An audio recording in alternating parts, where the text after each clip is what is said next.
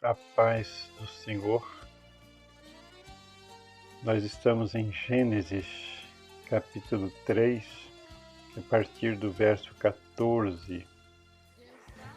É interessante observarmos porque Deus aqui estava tratando com Adão, com Eva e com a serpente, por causa do que havia acontecido, que era terem desobedecido a Deus e comido da árvore que não era para se comer.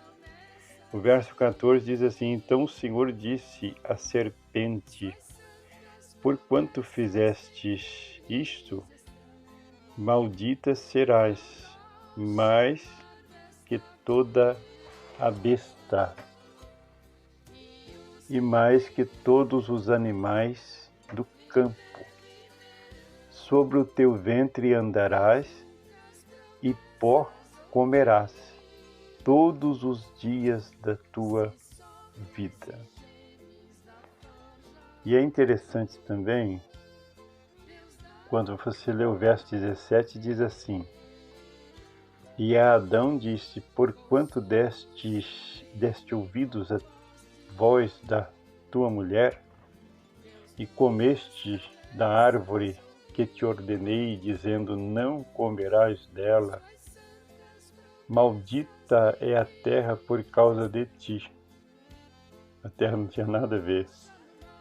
Com dor comerás dela todos os dias da tua vida. Espinhos e cardos também te produzirá. Comerás a erva do campo. No suor do teu rosto comerás o teu pão, até que tornes a terra, porque dela foste tomado, porquanto és pó, e em pó te tornarás. Então, qual a mensagem que vai ficando aqui? No verso 14, a serpente teria que comer pó todos os dias da vida dela. E Adão iria se transformar em pó. Então a serpente comeria pó, iria comer pó, e Adão se transformaria em pó.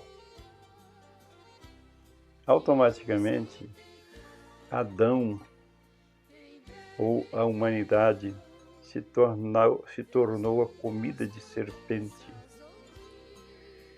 mesmo porque o homem não estava programado para morrer. Ele passa a morrer a partir do momento da desobediência e do pecado. Então, o homem transformaria em pó e a serpente se alimentaria do pó. Que coisa, hein? Que coisa aflita é isto. Só lembrando que no Éden, o homem, ele tinha verticalidade e horizontalidade. O que é isso? Ele tinha comunhão com Deus e também com o plano terreno, porque ele foi posto, não foi lá no céu, ele foi posto na terra para cuidar da terra, do jardim terreno. Mas com o pecado ele perde a sua verticalidade. Então ele passa a ter só a horizontalidade, que é as coisas desta terra, desta vida, por causa do seu pecado. Meus irmãos, e a humanidade estava agora fadada a ser comida de serpente. Mas quando é que isto iria mudar? Deus então teve que entrar em cena. É interessante porque ele espera 4 milênios para ver se alguém justo nasceria entre os homens, capaz de remir aos seus irmãos, capaz de comprá-los, porque o pecado vende o homem a Satanás. Ele passa a ter um domínio uma certa soberania por causa do pecado.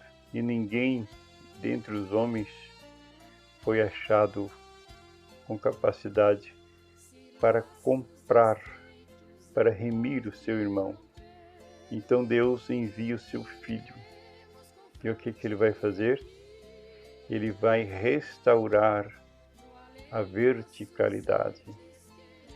E é por isso que ele morre em uma cruz.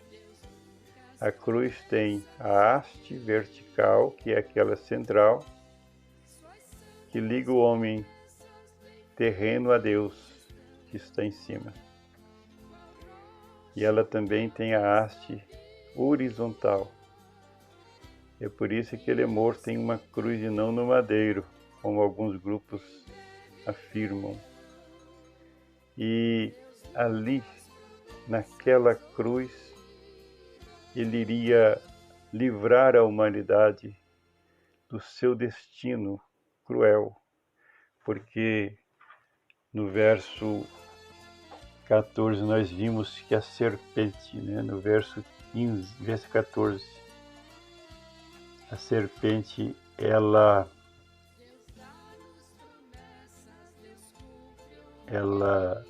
andaria sobre o ventre. Por que ela andaria sobre o ventre? Ela passou a andar sobre o ventre, rastejando. Ela não rastejava, não é isso? A partir dali ela passa a rastejar e ela passa a comer pó todos os dias da vida dela. E o homem, então, transformaria em pó e ele seria comida de serpente. Ou eternamente ele estava condenado ao inferno. Ser comida de serpente é estar condenado ao inferno. Aí Jesus vem e o que ele faz? Ele vai morrer na cruz, que é a nossa vitória. E ele vai falar da cruz, por isso é que ele diz o seguinte: aquele que não toma a sua cruz sobre si não é digno de mim. Meus irmãos, essa cruz ela já estava profetizada quando Israel sai do Egito, lá no Êxodo, quando o Senhor manda que passassem o sangue do cordeiro na verga das portas. Ali você tinha o plano vertical nas ombreiras da porta, o chamado marco, e o plano horizontal na parte superior da porta. Mas graças a Deus por Jesus Cristo, que nos comprou numa cruz do Calvário. Ali nos compra com sangue. E em Mateus 16, 24, é dito assim: então disse Jesus aos seus discípulos: se alguém quiser vir após mim, renuncie-se a si mesmo, tome a sua cruz e siga-me. Porque qualquer que quiser salvar a sua vida, perdê-la-á, e quem perder a sua vida por amor de mim, achá-la-á. Meus irmãos, fica uma pergunta aqui para nós e para a igreja hoje, principalmente a igreja, que busca o Senhor, Você tem tomado a sua cruz? A gente tem visto às vezes a igreja hoje muito moderninha, lutando para parecer com o mundo. As irmãs vestindo igual o mundo mesmo, Às vezes muda um pouquinho a roupa para ir na igreja de noite. Mas durante o dia não tem diferença. Cortando o cabelo igual o mundo. Os varões também, desfrutando dos mesmos prazeres. Futebol, tanta coisa, né? Ah, o futebol é pecado? Não é pecado, não? Ou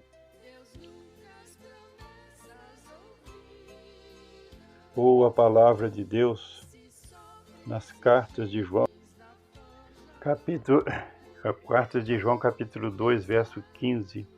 Não ameis o mundo, nem o que no mundo há. Se alguém ama o mundo, o amor do Pai não está nele.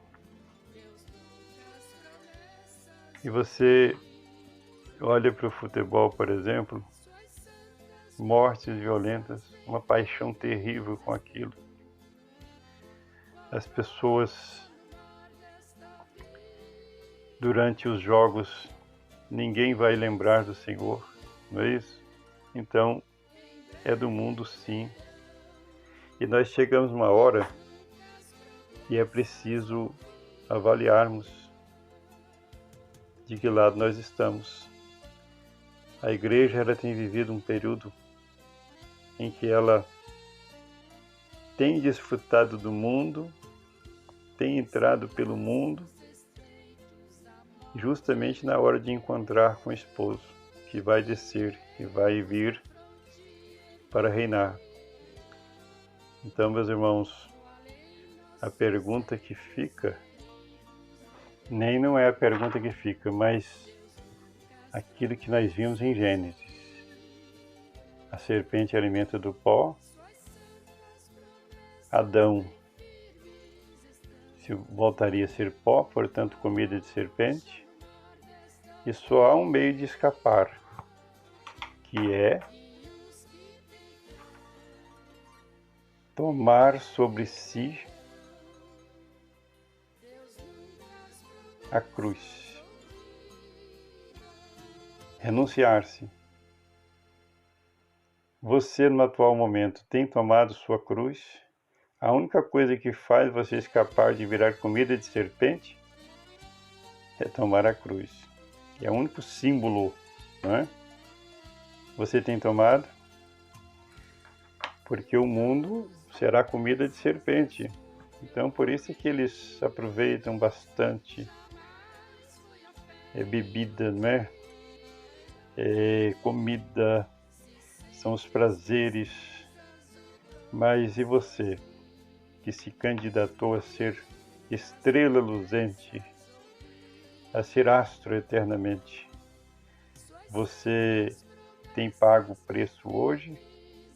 Deus nos abençoe, a paz do Senhor.